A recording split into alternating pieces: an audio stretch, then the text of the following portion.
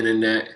This your boy Hennessy Youngman, aka the Pharaoh Hennessy, aka Mitt Romney's drug dealer, aka Mr. AKAs. Now today, internet, I want to talk about a very special subject that could make or break your career as an artist. So today, internet, I want to talk about the fine art of the studio visit. Now maybe you're an up-and-coming artist and people with art world clout have begun to take notice of your work, or maybe you've just been watching all the episodes of Art Thoughts and shit's really working out for y'all. But basically, eventually, people are going to be interested in your work. They want to come to your studio and see what it is you do when you do the things that you do. So I have some steps for y'all that you can follow in order to get the most out of your studio visits. Y'all ready, internet? Let's go.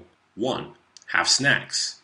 Now, if I'm going to come to your studio and listen to you talk about memory or dreams or identity or alienation or the cultural significance of animated GIFs or chaos theory or the impact of the internet upon blah, blah, blah, blah, Zizek, Deleuze, Tom Riddle, I'm gonna need a little bit something to eat. And it don't gotta be complicated really. Maybe you can just, have some gummy worms standing by, or some peanuts, some M&Ms or something. Maybe you also could have some Red Bull or 5-Hour Energy, or maybe even some Adderall if you're a particularly unentertaining artist, which a lot of artists are. Or if you really have some initiative and you want to be in that show, then why not get a panini press for your studio and, and hook up some quesadillas while I'm sitting there listening to you talk. I mean, who doesn't love a quesadilla? I love quesadillas. 2, don't pretend to be busy. If you set up a studio visit, it doesn't behoove you to be working right up until the visit starts. You know what I'm saying? Unless you're Doc from Back to the Future, ain't no motherfucker that's that busy that they gotta be in a production kerfluffle right up until the studio visit starts. I mean, and I doubt you're really as busy as a time traveler, internet.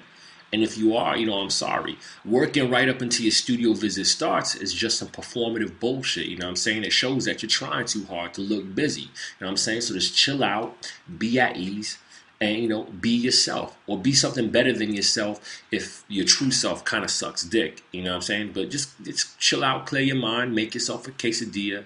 Because you're really going to want to focus on your next step, which is 3. Set up an uncomfortable power dynamic for your visitors.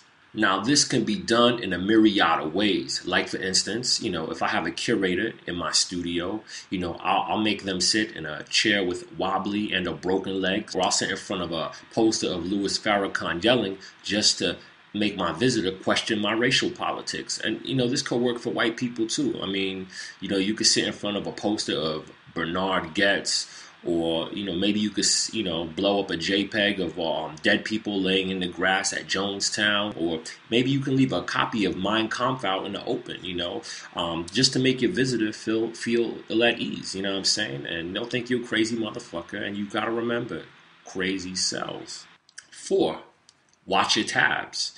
Make sure you don't have any incriminating web pages open. Like if you're researching a topic, make sure, if you have someone in your studio, make sure you don't have, Wikipedia open or Yahoo Answers open to the subject you're researching, or the person visiting your studio is going to think that you're a simp. You know what I'm saying? Or maybe you got a bunch of news blogs open, but you accidentally got like slutload.com or YouPorn or RedTube or Ask Jolene or Pink World open too. I touch myself and shit. I don't got no options. I'm single.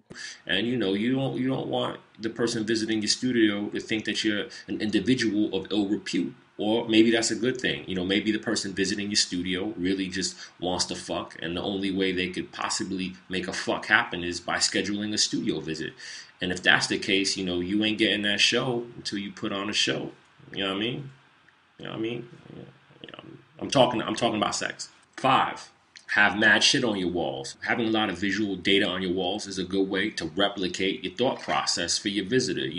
Make it look like you're an intense thinker. Make your studio look like the apartment of a serial killer. Random images, scrawlings, fuck it. Even just smear your own blood on the wall for good measure. This density of imagery on your studio walls makes it seem as if your thought process is multifaceted and deep, and that you're considering a totality of possibilities when you're making work.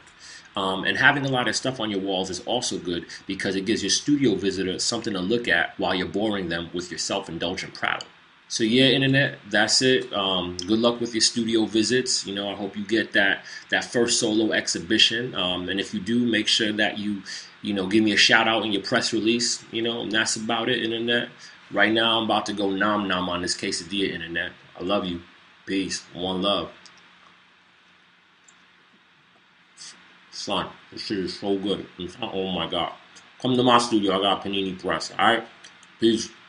One love. Love you.